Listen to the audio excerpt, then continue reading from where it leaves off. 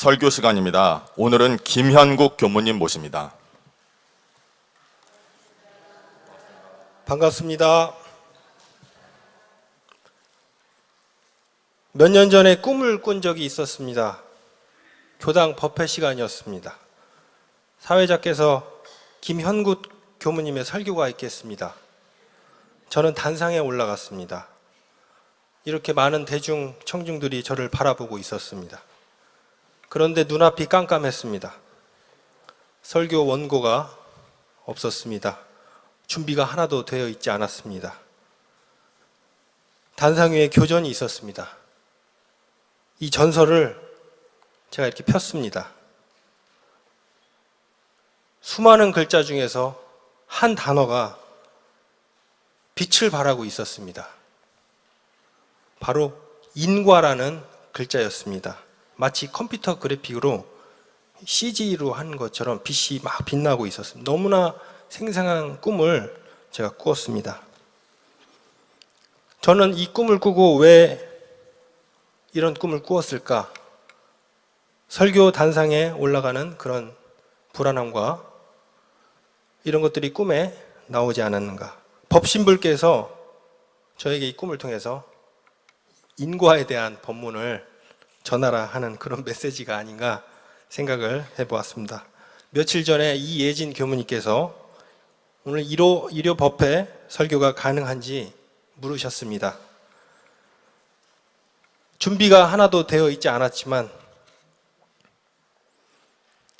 거절하거나 당황하지 말고 인과에 대한 법문을 전해드려야겠다 생각을 했습니다. 그래서 오늘 설교 제목은 인과보응의 진리입니다. 인과는 대종경 인과품 전체를 보시면 세세하게 공부를 하실 수 있습니다. 인과품 1장에는 우주의 진리는 원래 생멸이 없이 길이길이 돌고 도는지라 가는 것이 오는 것이 되고 오는 것이 가는 것이 되며 주는 것이 받는 것이 되고 받는 사람이 곧 주는 사람이 되나니 이것이 만고의 변함없는 상돈이라. 오는 것이 가고 가는 것이 오고 주는 것이 받고 또 다시 주고, 저는 이 인과 공부를 제 개인적으로 어떻게 하고 있으며 대종사님께서 어떤 가르침을 주시고 계시는지 오늘 이 원남교당 교도님과 함께 공부하는 시간을 가져보도록 하겠습니다. 먼저 설교를 이제 부탁을 제가 받고 잠깐 감상을 드리자면 제 표준은 거절하지 말자입니다. 왜냐하면 제가 원음 방송에서 근무를 하면서 거의 한 300명, 400명 거절을 당했습니다. 섭외 거절. 제가 운수예정이라고 하는 프로그램 교도님들 출연하시고 법연, 또 새회상 만난 기쁨, 또 원로님들 출연하시는 삶과 추억, 이러한 TV 출연을 부탁드리면 거의 90%가 거절을 하셨습니다. 처음에는 상처를 많이 받았지만 지금은 거절을 두려워하지 않고 계속 문을 두드립니다. 그리고 저희 직원들에게도 섭외 전화 업무를 시킬 때 거절을 두려워하지 말자. 작년에 제가 원남교당에서 교감님과 교무님과 방송 출연을 막 부탁을 드렸습니다. 그때 이예진 교무님께서 흔쾌히 TV 스튜디오에 오셔서 카메라와 조명 앞에서 설교를 해주셨습니다. 그리고 전국으로 방송이 나갔습니다. 역지사지의 입장에서 부탁을 하시는데, 그리고 이렇게 훌륭한 교당에서 훌륭한 교도님들 앞에서 설교를 할 수 있는 기회를 주시는데 제가 어떻게 거절을 할 수 있겠습니까? 그래서 이런 기회를 주셔서 감사를 드리는 마음으로 준비를 했습니다. 혹시 이제 저를 모르시는 분들이 계실 것 같아서 간단하게 소개를 드리겠습니다. 재작년 겨울부터 원남교당 일요법회에 가족들과 함께 출석을 하기 시작했습니다. 작년 초부터 원남 합창단, 테너에서 노래는 잘 못하지만 열심히 부르려고 노력을 하고 있습니다. 그리고 원남 합창단에 저기 소프라노 20단 예쁜 중앙님 계십니다. 정토님입니다. 어린이 법회에 초등학교 3학년, 1학년 말을 잘 안 듣는 김동리, 김동효 교도가 있습니다. 제가 아빠입니다. 원불교 교무가 된 지는 올해 10년 차, 현재 오는 방송에서 TV국에서 국장직을 맡고 있습니다. 저는 가끔 이런 질문을 받습니다. 교무님 방송에 관심이 많으십니까? 방송을 좋아하십니까? 방송이 재밌나요? 이런 질문을 받으면 제 소개를 이렇게 드립니다. 저는 사실 교무가 되기 이전에 방송국에서 PD로 직장 생활을 했던 경력이 있습니다. 2006년, 2007년 아리랑 TV에서 프로그램을 제작하는 PD를 했었습니다. 2008년 MBC에서 PD 수첩, 화제 집중, 불만 제로 이런 프로그램을 맡으며 직장을 다녔습니다. 2009년 드라마 제작사에서 조감독으로 배우들과 카메라와 현장에서 직장을 다녔습니다. 한창 방송 그 직장일 생활을 할 때 강원도 우인훈련원 봉불식이 있었습니다. 저는 그 봉불식에 와서 사진 좀 찍으라는 부탁을 받았습니다. 그래서 그때 그 봉불식에 가서 사진을 찍으면서 많은 교무님들과 인연을 맺고 그 길로 출가를 결심했습니다. 제가 아버지께 저도 교무가 한번 돼보고 싶습니다. 저희 아버지께서는 원불교 교무는 아무나 하는 것이 아니다. 너는 잘 못할 것 같다. 왜냐하면 제가 머리도 기르고 수염도 이렇게 기르고 아주 자유분방하게 전국을 돌아다니면서 그런 생활을 하고 있을 때 성직자의 길은 어울리지 않는다라는 말씀이었습니다. 오기가 생겼습니다. 왜 아무나 하지 못한다고? 그래서 그러면 한번 간사를 해보거라. 그래서 서울 생활을 정리하고 차도 팔고 전세방도 빼고 우인 훈련원에 들어가서 3개월 정도 생활을 했습니다. 정말 극락 생활이었습니다. 서울에서 직장 생활을 하는 것보다 산속에서 수도를 하고 재밌는 생활을 했습니다. 가을쯤 되니 교당에서도 경험을 해봐야 되니 교당으로 가서 살아보거라 해서 강릉교당에 가서 학교 입학할 때까지 한 6개월 정도 지냈습니다. 그때 만난 인연들이 원남교당에도 계십니다. 함께 교리 공부도 하고 선수행, 절수행도 많이 했습니다. 그리고 그 다음 해 영산선악대학교 원불교학과에 입학을 했습니다. 영산선악대 예비교무 시절 저를 지도해 주셨던 스승님도 원남교당에 인연이 계십니다. 당시 우산 최희공 종사님, 제가 교수님의 정전 과목을 들으면서 이 우사님의 열정적인 강의를 통해서 저의 서원과 신심을 다지는 시간이었습니다. 서울에서 매주 영산으로 강의를 하시러 오시는데 그 수고로움, 정말 그 열정, 이 자리에서 다시 한번 감사와 존경의 말씀을 전해드리고 싶습니다. 저는 예비교무 시절을 대학교와 대학원을 마치고 첫 발령지는 강남교당이었습니다. 부교무로 청년교화를 하며 정말 재밌게 청년교화를 한참 하고 있을 때 원불교 100주년 행사를 앞두고 원음방송 TV가 개국을 했습니다. 11월 30일이었습니다. 그리고 한 달 뒤에 저는 원음방송으로 발령을 받게 되었습니다. 솔직히 방송국이 다니기 싫어서 교무를 했는데 방송국을 다시 가라고 하니 고민이 되었습니다.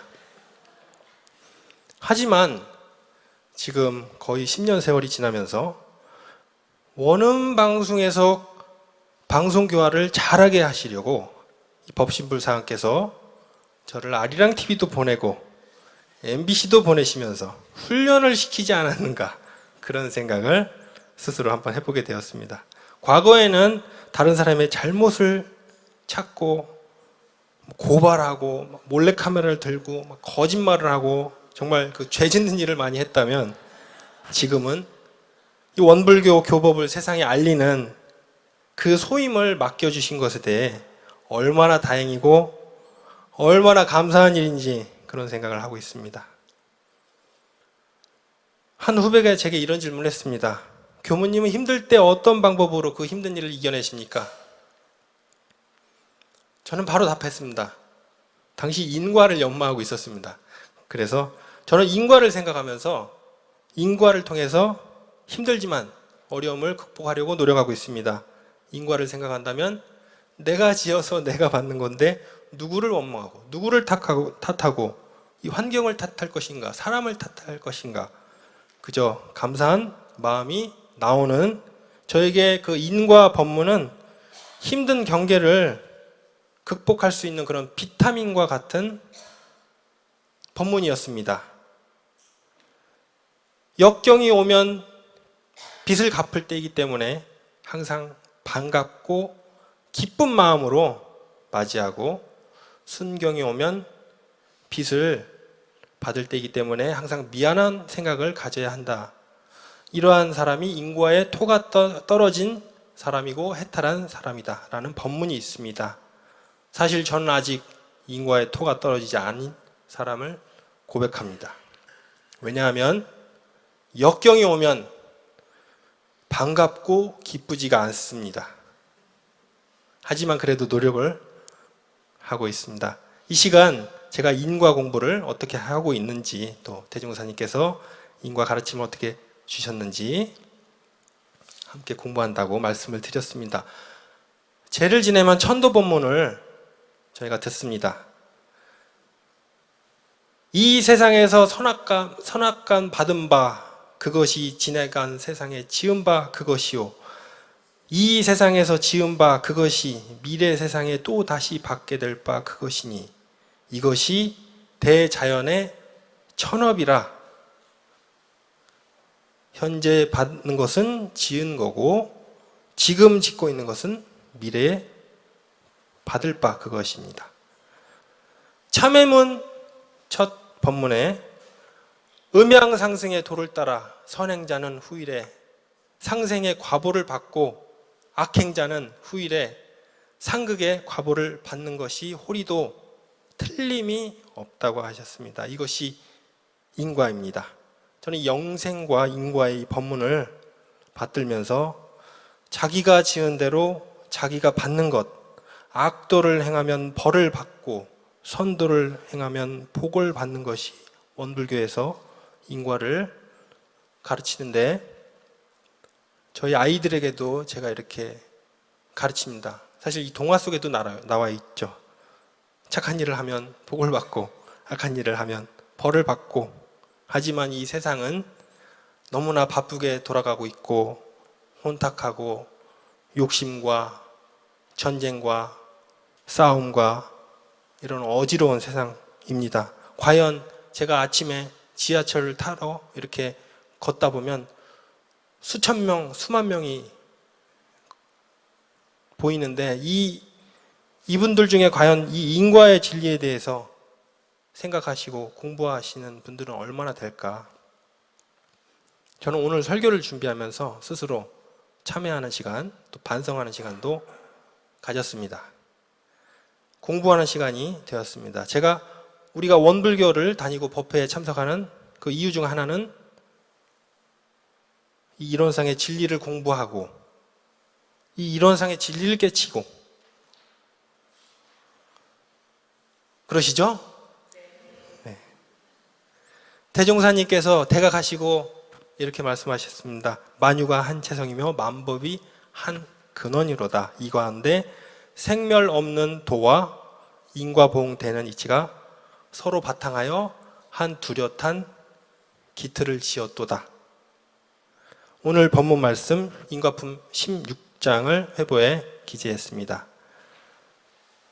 모든 사람에게 경전을 가르쳐주고 선을 장려하는 것이 급한 일이 아니라 생멸 없는 진리, 인과 보응의 진리를 믿고 깨닫게 해주는 것이 급한 일이라고 하셨습니다. 정말 급한 일이 많습니다. 밀린 빨래도 해야 되고 설거지도 해야 되고 청소도 해야 되고 차도 고쳐야 되고 급한 일이 많지만 그래도 가장 급한 일은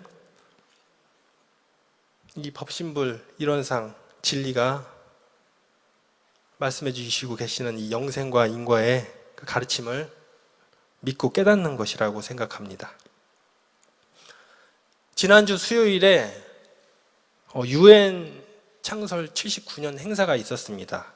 그래서 이제 원음방송 직원들과 함께 그 행사에 다녀왔는데 한국 UN 협회 그리고 외교부가 주최한 행사였는데 반기문 전 총장님도 오셔서 연설도 하시고 제 옆자리에 천도교 분이 앉아 계셨습니다. 그 천도교 분이 저에게 질문을 하셨습니다.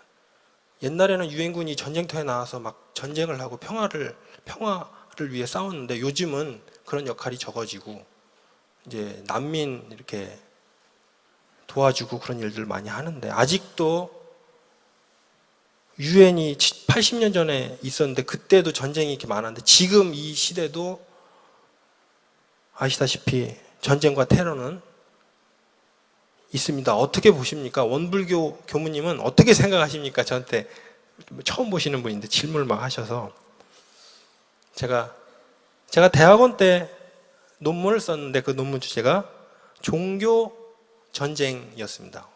세상에 왜 종교 전쟁이 생겼고 종교 전쟁이 안 생기는 방법은 무엇일까 해서 종교 연합 활동하시는 KCRP, URI 이러한 여러 종교인들을 만나서 인터뷰도 하고 말씀도 들으면서 세계의 평화의 꿈을 키웠습니다. 많은 종교인들이 지금 세계 평화를 위해서 기도를 하고 있습니다. 저도 매일 저녁 자녀들과 함께 세계 평화를 거의 주입식으로 교육을 시키고 있습니다. 다른 건 몰라도 기도해 그러면 세계 평화 저로 나옵니다. 물론 기도를 더 해봐 그러면 아이스크림 사주세요, 장난감 사주세요, 막 이런 기도를 하는데 제가 큰애를 출산했을 때 세평이라고 태명을 붙였습니다. 둘째가 나왔을 때는 개평이라고 했습니다. 세 개. 네. 그 뒤로는 없습니다. 네. 사실 우리 정토를 만났던 인연도 원래 정토의 마음이 닫혀 있었을 때였는데 제가 세계 평화를 위해 늘 기도를 한다고 하니까 그럼 함께 세계 평화를 같이 기도를 합시다. 이번 생에 한번 같이 세계 평화를 이뤄보자. 네. 이렇게 수많은 사람들이 세계 평화를 위해 기도를 하고 노력하고 그러한 사람들이 많아질수록 앞으로 세계 평화는 오리라고 믿고 있습니다. 그런데 평화가 오려면 서로 미워하고 싸우고 양보하지 않고 배려하지 않으면 평화는 올 수 없습니다. 네, 사실 제가 이렇게 세계 평화를 외치지만 가끔은 가정에 평화가 없을 때도 있습니다. 때로는 가깝지만 사랑함에도 불구하고 사소한 이유로 짜증을 내고 화를 낼 때가 있습니다. 그 이유를 나중에 돌이켜보면 참 정말 유치하고 아주 사소한 일들입니다. 저는 인과 공부를 하면서 웃음을 보내주면 웃음이 돌아오고 화를 내면 화가 돌아오는 그 이치를 발견하면서 공부를 하고 있습니다. 평소에 그래서 많은 사람들과 소통을 하면서 때로는 저의 마음을 아프게 하고 상처받게 하고 힘들게 하고 괴롭히고 그런 사람들이 있습니다. 그럴 때 나는 어떻게 반응을 해야 될 것인가? 대부분의 사람들은 당하면 복수를 합니다. 그리고 그 복수는 또 다른 복수를 낳습니다. 복수는 무한 반복입니다. 인류의 역사를 살펴보면 그렇습니다. 지금 전쟁도 그렇다고 생각합니다.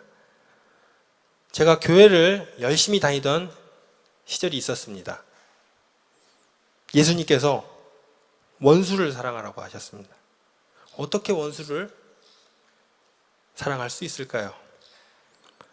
왼뺨을 맞으면 어떻게 하라고 하셨죠? 오른뺨도 대라고 하셨죠. 누가 내 뺨을 때리면 과연 한 대 더 때리라고 대줄 수 있을까? 제가 22살, 20대 초반에 저의 어머니를 속상하게 해서 뺨을 한번 엄청 세게 맞은 적이 있었습니다.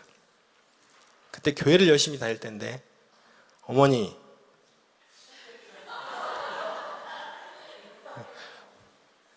교회 안 나가시면 지옥 갑니다.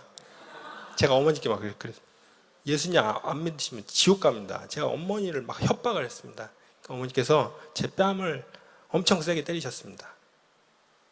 그럴 때 제가 어떻게 했을까요?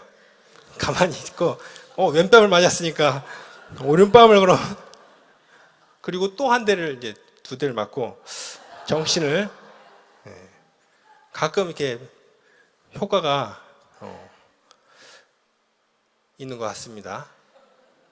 대종사님께서 이 당시 한 제자가 봉변을 당하고 분을 참지 못하고 있을 때 제자에게 네가 갚을 자리에서 참아라. 그러면 업이 쉬어진다.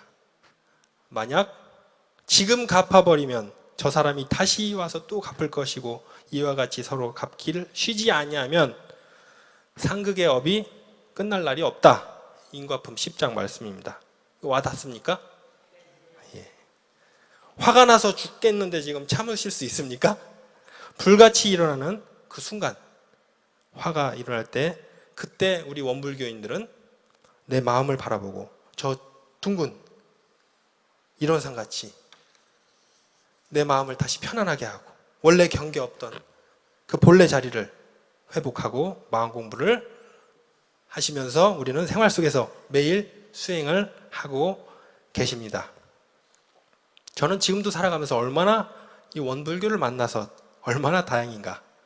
만약에 원불교 공부를 하지 않았다면 내 성질대로, 제가 이렇게 뭐 선해 보이고 착해 보이는 것 같지만 화가 나면 훅 올라와서 싸움도 하고 그런 어린 시절이 많이 있었습니다.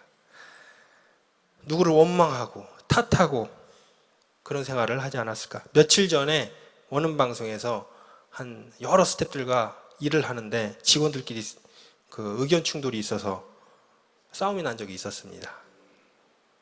그때 그래도 언성만 조금 올라갔고 잘 이렇게 막 폭력, 막 욕설 이런 건 없었고 그냥 자기 주장을 이제 과하게 하는 그런 상황들이 있었는데 나중에 이제 끝나고 우리 한 직원이 제가 만약에 원불교 공부를 하지 않았으면 감옥에 있지 않았을까 그런 얘기를 해서 그 정도로 이 화가 많이 났는데 화를 다스리는데 이 원불교 공부가 도움이 되고 있구나. 그래서 원불교가 이 세상에 지금 반드시 필요한 종교라고 저는 믿고 있습니다. 짜증과 화를 잘 다스리는 그 방법은 사실 정신수양 이 과목에 있고 훈련을 통해서 우리가 탁월한 효과를 있다는 사실을 다 잘 알고 계시죠? 네. 대종사님께서는 인과품 5장에서 미운 사람이 있으면 그 사람이 보지 않는 곳에서도 듣지 않는 곳에서도 미워하지 말고 욕하지 말라고 하셨습니다. 왜냐하면 천지의 기운이 서로 통하고 있는지라 그 사람 모르게 미워하고 욕을 하면 그 기운이 먼저 통해서 허공복계에 상극의 씨앗이 묻히고 그 사람 모르게 또 좋게 여기고 칭찬 한 번이라도 하면 기운이 먼저 통해서 상생의 씨가 묻히고 그 연을 만나서 또 상생의 씨는 좋은 과를 맺고 상극의 씨는 나쁜 과를 맺는다고 하셨습니다. 그래서 계문에도 있죠. 다른 사람의 과실을 막 험담하고 이렇게 하면 안 됩니다. 수희공덕이라는 법문 아시죠? 내가 직접 참여는 안 해도 같이 기뻐해주고 칭찬해주고 응원해주고 이런 것들이 다 허공복계를 통해서 씨앗이 쌓이고 있다고 가르쳐 주셨습니다. 혹시 지금 제 각자의 마음을 한번 반주해 보시기 바랍니다. 혹시 나를 불편하게 하는 사람은 없는지, 지금 혹시 내 마음속에 걸리는 사람, 좀 미운 사람, 그런 사람 혹시 없는지. 없으시죠? 있나요? 만약에 있다면 지금 인과의 진리 공부를 하고 계시니까 혹시라도 그런 사람이 있으면 미워하지 마시고 욕하지 마시고 마음 공부를 하게 해주신 부처님 감사합니다. 수많은 생을 살아오면서 내가 알게 모르게 지은 과거의 빚을 갚을 기회가 온 것에 감사하는 마음을 가지는 것이 원불교인의 자세가 아닌가 하는 생각을 해봅니다. 역경이 오면 기뻐해야 되고 순경이 오면 미안해야 된다. 이런 법문이 저는 이제 제 인생을 돌이켜 보았습니다. 이제 40대 중반을 지나서 50대를 향해서 달려가고 있습니다. 제가 20대 초반에 교회를 열심히 다녔습니다. 정말 열심히 다녔습니다. 매일매일 새벽 기도를 빠지지 않고 교회에서 거의 살다시피 했습니다. 선교 활동도 다녔습니다. 길 가는 사람 전도를 했습니다. 호주에서 유학을 하고 있었습니다. 할머니께서 열반을 하셨다는 소식을 들었습니다. 그래서 비행기를 타고 한국에 돌아왔습니다. 할머니의 영정사진에 절을 해야 되는데 제가 절을 하지 않았습니다. 아버지께서는 왜 하지 않느냐? 그래서 제가 무릎을 꿇고 고백을 했습니다. 아버지, 우리 육신의 아버지는 아버지시지만 영혼의 아버지신 하나님 아버지가 계십니다. 아버지, 예수님을 믿으시고 같이 구원을 받으면 좋겠습니다. 아버지. 혹시 아시는 분들은 계시는데 저희 아버지는 원불교 교무님입니다. 제가 교무님을 지금 전도하려고 얼마나 그 용기가 가상했는지. 그리고 그 길로 바로 집에서 쫓겨났습니다. 논길을, 집이 시골이었는데 그 논길을 추운 겨울 1월인가 2월인가 추운 겨울 슬리퍼에 추리닝을 입고 그때 그 심경은 이 땅에서 핍박을 받는 그 선교사의 삶은 주께서 나에게 하늘나라에서 큰 영광을 주실 것이다 믿고 뭐 그런 믿음을 가지고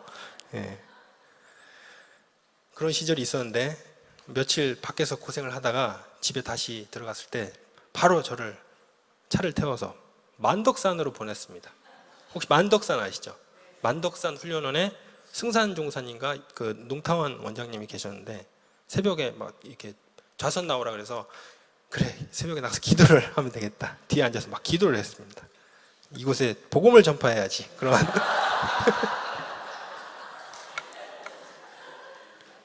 제가 농타원님께 막 따지고 그랬습니다. 죽으면 어떻게 됩니까? 우리 윤회란 아닙니다. 지옥 갑니다. 막 그러니까 쟤는 이게 구제불능이라 이제 저를 다 포기를 했습니다. 어떻게 그런데 승사님과 이제 저녁에 이론상 공부를 하는 시간이 있었는데 그 공부 시간을 통해서 제가 새로운 가르침을 막 받았습니다. 하나님 어디 계시냐 그래서 없는 곳이 없습니다. 전지전능하시고 무소부재하시고 그래 맞다. 그게 바로 이론상의 진리다. 네 그래 그게 이론상이라고 논리적으로 막 그 싸우려고 하는데 싸움이 안 되고 제가 계속 논리가 이렇게 상식이 제가 이제 없어서 막 주장만 하고 계속 안 되는 거예요. 그런데 계속 법문 설명을 들으니까 아니 시작이 있고 끝이 있고 시작이 있고 끝이 있고 돌고 도는 이 동양적 사고 방식에 저는 그 서양식 사고 태초가 있고 종말이 있고 그냥 끝 천국 지옥 끝 되게 단순하게 믿고 있는데 겨울이 끝나면 봄이 오는데 오냐 안 오냐 그러니까 오죠. 이게 음양상승의 이치다 그러면 아 네. 이게 인과보응의 진리다. 아 네. 그러니까 그게 법신불이고 그게 하나님이고 그게 이름은 각각 다르지만 둘이 아니다. 그런 말씀하시는데 아 예. 그때 저의 무식했던 이제 지혜가 조금 이제 밝아지면서 허락을 받고 너 이제 집에 가도 좋겠다 하산을 이제 했습니다. 집에 가서 제가 배운 법문을 아버지께 아니 하나님이 부처님이고 부처님이 다 그럼 여기 다 부처님 아버지도 부처님 뭐 네가 처처불상을 배웠구나 하면서 막 기뻐하시는 그 표정이 생각이 납니다. 또 막 뭐 마음을 멈추면 이게 뭐 성품을 보면 막 그 관조하면 그게 견성이 야 어머니께서 막 만덕산 가더니 도인이 됐다고 막 그때부터 교당을 이제 좀 다니기 시작했습니다. 열심히 다니기 시작했습니다. 제가 그래서 그때부터 인과 공부를 하면서 순간순간 멈추고 바라보고 혹시 짜증, 원망, 분노, 막 스트레스 이런 게 있을 때 멈추고 제 미래를 생각하면 우리 원불교인들은 그 자리에서 바로 벗어나죠. 원망 생활을 감사 생활을 발로 돌릴 수 있는 그 힘을 우리는 훈련하고 있습니다. 네. 이 세상은 지금 뭐 인구가 뭐 절벽이고 뭐 지구가 이제 막 뜨거워서 종말이고 막 그 어두운 내용들로 공유를 하고 서로 막 위로를 하고 그러지만 우리 원불교인만큼은 그래도 희망의 노래를 불러야 된다고 생각합니다. 제가 공부를 하면서 정말 좋아하는 법문이 전망품, 정상종사법어 구금편, 도움편 이런 말씀을 보면 앞으로 세상은 대한민국이 세계를 이끌어가는 정신의 지도국, 도덕의 부모국, 금강이 현세기에 하니 조선이 갱조선이다. 이런 밝은 그 미래를 말씀해 주셨는데 지금 세상이 어둡다고 과연 절망에 빠질 것인가? 제가 그래서 회보에 두 번째 법문에 희망의 그 내용이 들어있는 법문을 실었습니다. 이 법문을 정말 좋아합니다. 희망이 끊어진 사람은 육신은 살아있으나 마음이 죽은 사람이라고 하셨습니다. 모든 부처님들, 모든 보살님들은 중생들에게 희망을 심어주시기 위해서 노력을 하고 계십니다. 우리 원불교인들이 이 세상 곳곳에서 희망을 심어주는 역할을 한다면 저는 평화로운 세계 평화, 세계가 올 것이라고 믿고 있습니다. 그리고 제가 근무하고 있는 이 원음 방송에서 희망의 메시지를 계속 세상에 전달하는 그 훌륭한 방송이고 그런 자부심을 가지고 있습니다.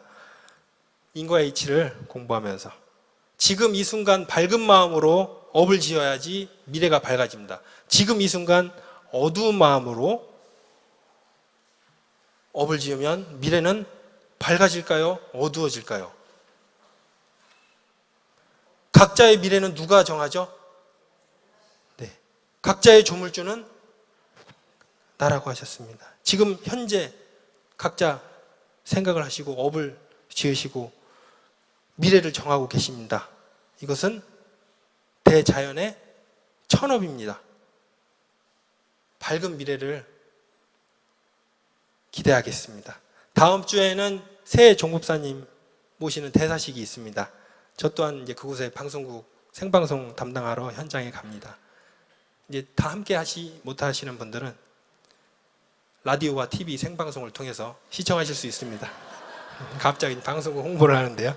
이렇게 희망적인 방송, 희망적인 원불교, 바로 원불교 그리고 원남교당 여러분들이 희망입니다. 우리 희망의 길에 함께 하시기를 축원드리면서 마치겠습니다. 감사합니다.